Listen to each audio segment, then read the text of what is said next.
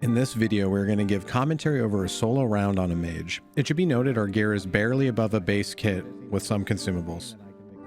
The most important thing to take note of when you start in Dark and Darker as a solo player is the audio. The spawns are static, however not always populated. Once you learn the map, you'll get quicker at spawn rushing, or avoiding getting rushed. This all comes with practice, so don't get discouraged. Once you've taken note of your surroundings and know we don't have anyone within earshot, it's time to deal with the denizens of the dungeon, mobs. Mobs will obviously change from now to release, but as of right now, mobs have 3 tiers: base, tier 2, and tier 3. The main ways to decipher the tier of the mob is their color. Tier 2 mobs will be red, while tier 3 mobs will be charcoal. Not only do the mobs' HP and damage go up corresponding to their tier, but also their speed and attack patterns. Learning all the mobs' attack patterns is going to be vital to you surviving the dungeon. It's important to say that regardless of attack patterns, there is some RNG regarding when that pattern happens. An example of this being the skeleton archers. Sometimes they will double shot every other attack, sometimes they will double shot back to back, or sometimes not for a few attacks at all. Each class deals with every mob differently. Quite a few classes have a rough starting kit, and a mob as simple as spiders can be a death sentence. Through pain and loss, you will learn which mobs to avoid with your specific class. Since we're on a mage in this footage, we can kind of pump through everything we see. However, it's important to note that we do need to meditate our spells back before we engage with anyone else. As we can see in the footage, we've identified a team is near us. We know this obviously by the mobs being killed, not being spawning on us, all that good stuff. When we're moving around the dungeon, we want to be as quiet as possible. Crouching is the best way to do this. Also, it's important to note that your boot type is going to affect the audio of your sprinting and even your crouching. They could have gone mid here. Nope, they went this way. Okay, they're breaking over here.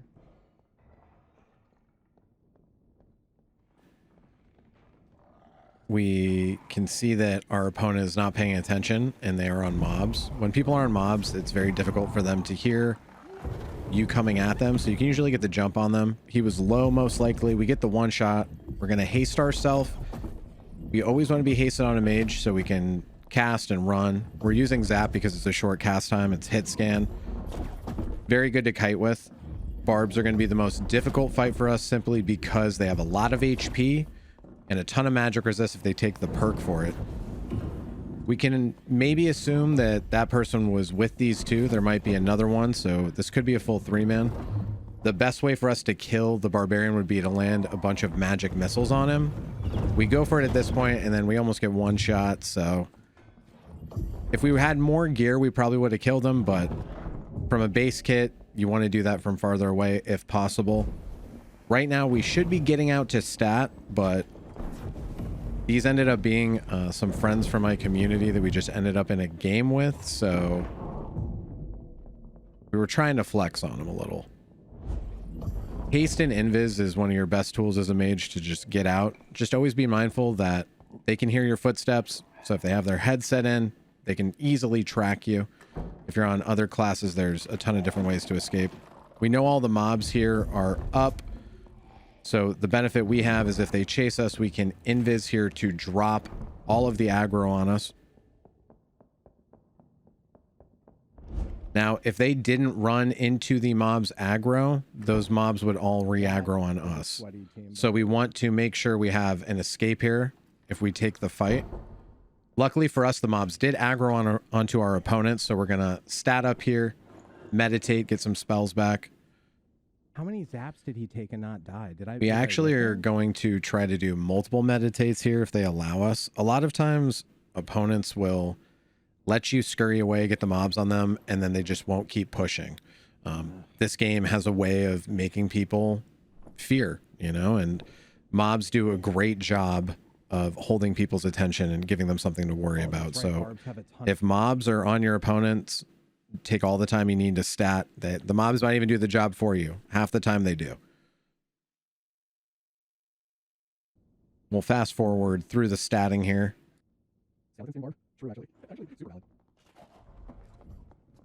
As we stated prior, we always want to be hasted if possible when we fight people. Invis is another great tool to make them lose track of us and re-engage the fight. Ideally, we would like to hit the cleric first, but when you're solo, it's best to work with what's around you and just focus on your life over damage usually.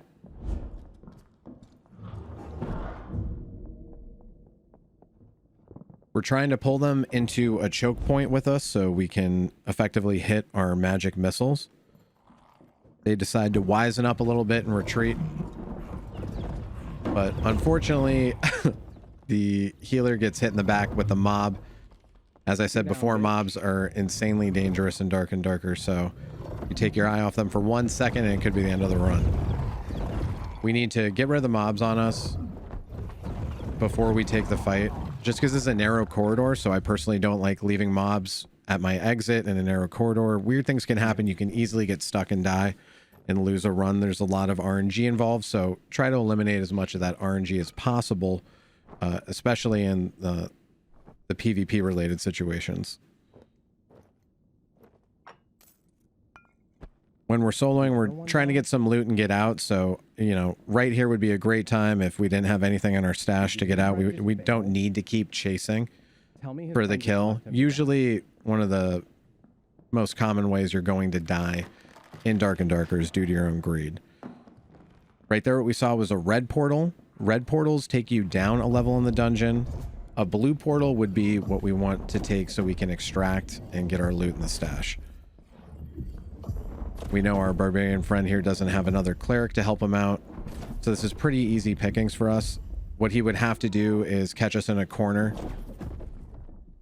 or, you know, invis pot, little friendly teabag for the road, just because they're my friends. It's fine.